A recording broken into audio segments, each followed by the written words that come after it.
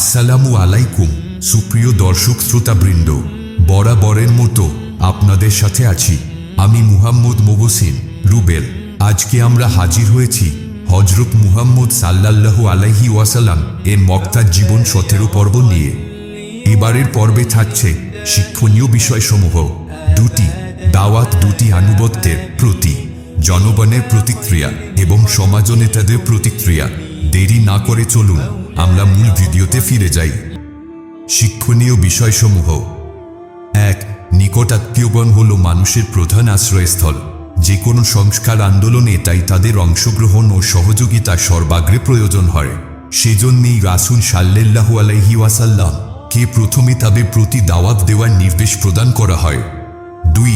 নিজেদের ছেলে হিসাবে নিকটাত্মীয়গণ সাধারণভাবে সংস্কারকের প্রতি অনীহা প্রদর্শন করে থাকে, যা অনেক সময় দারুণ মনোকষ্ট এমনকি দৈহিক কষ্টের কারণ হয়ে দেখা দেয়।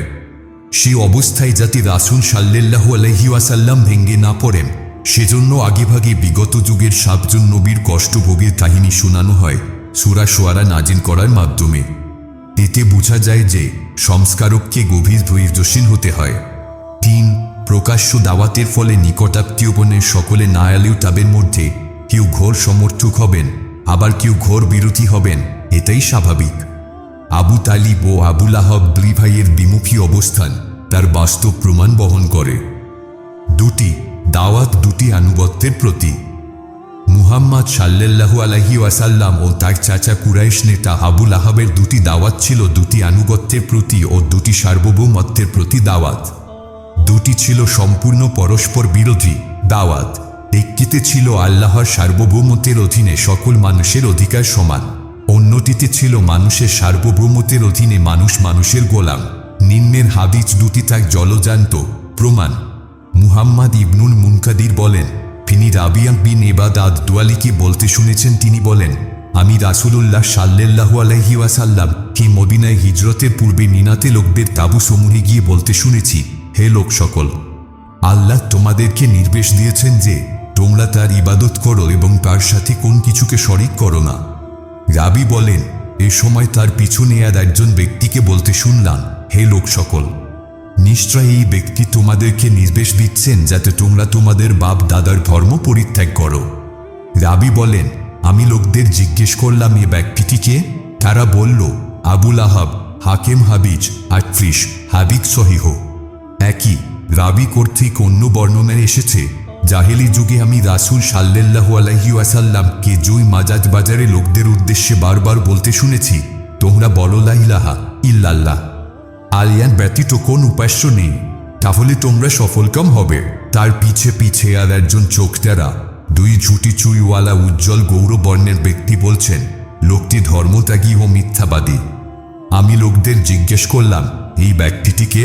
লোকেরা বলল, উনার চাচা আবু লাহাব।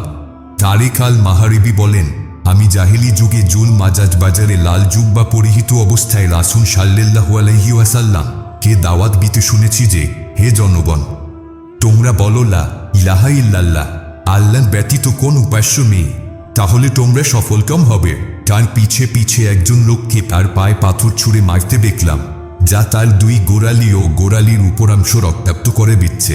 আর সে বলছে, হে জনগণ, তোমরা এর আনুগত্য করো না, কারণ সে মহা মিথ্যাবাদী। সহিহ ইবনু খুজাইমা হাদিস 159।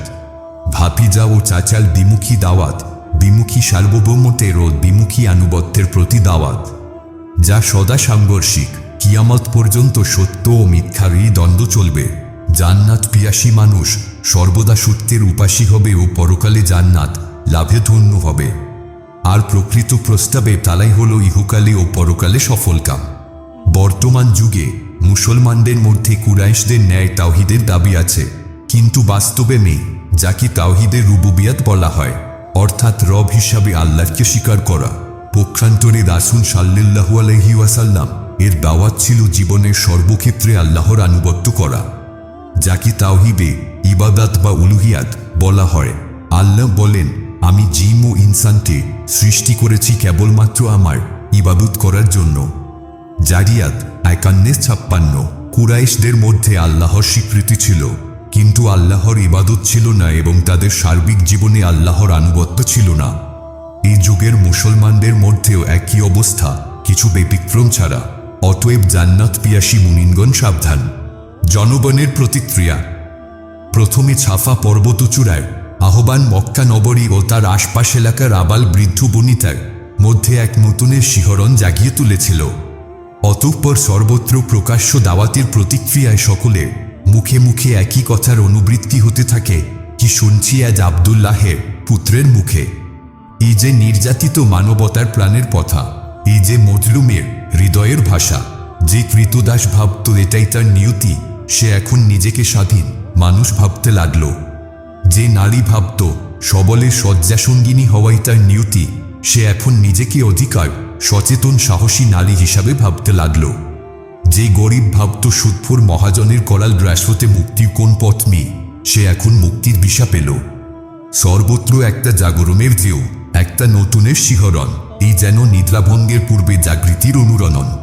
সমাজ নেতাদের প্রতিক্রিয়া। রাসূলুল্লাহ সাল্লাল্লাহু আলাইহি ওয়াসাল্লাম এর আহ্বানের সত্যতা ও যথার্থতার বিষয়ে সমাজ নেতাদের মধ্যে কোনরূপ দ্বিমত ছিল না। কিন্তু ধুরন্ধর নেতারা তাওহীদের এই অমর আহ্বানের মধ্যে তাদের দুনিয়াবী স্বার্থের নিশ্চিত অপমৃত্যু দেখতে পেয়েছিল। এক আল্লাহকে মেনে নিলে শিরক বিলুপ্ত হবে, দেবদেবীর পূজা বন্ধ হয়ে যাবে, ফলে সারা আরবের উপর তাদের ধর্মীয় নেতৃত্ব ও পৌরোহিত্যের মর্যাদা শেষ হয়ে যাবে। এছাড়া লোকেরা যে পূজার অর্ঘ্য সেখানে নিবেদন করে তা ভোগ করা থেকে তারা বঞ্চিত হবে। আল্লাহর বিধানকে মানতে গেলে তাদের মন গড়া সামাজিক ও অর্থনৈতিক বিধানসমূহ বাতিল হয়ে যাবে। ঘরে বসে বাদন, ব্যবসার মাধ্যমে চক্রবৃদ্ধি হারে সুদ নিয়ে তারা যেভাবে জোকের মতো গরিবের রক্ত শোষণ করছিল তা বন্ধ হয়ে যাবে। যে নারীকে তারা কেবল ভোগের সামগ্রী হিসাবে মনে করে তাকে পূর্ণ সম্মানে অধিষ্ঠিত করতে হবে। এমনকি তাকে নিজ কষ্টার্জিত সম্পত্তির উত্তরাধিকার দিতে হবে। কৃষ্ণাম্ব কৃতদাসদের ভাই হিসাবে সমান ভাবতে হবে। সবচেয়ে বড় কথা, যুগ যুগ ধরে যে রাজনৈতিক, অর্থনৈতিক ও সামাজিক নেতৃত্ব তারা দিয়ে আসছিল তা নিমেষে হারিয়ে যাবে এবং মুহাম্মাদকে নবী মেনে নিলে কেবল তারই আনুগত্য করতে হবে। অতএব মুহাম্মাদ বিন রাত কাবাগৃহে বসে ইবাদত বন্দেগীতে লিপ্ত থাকুক, আমরাও তার সাথী হতে রাজি আছি।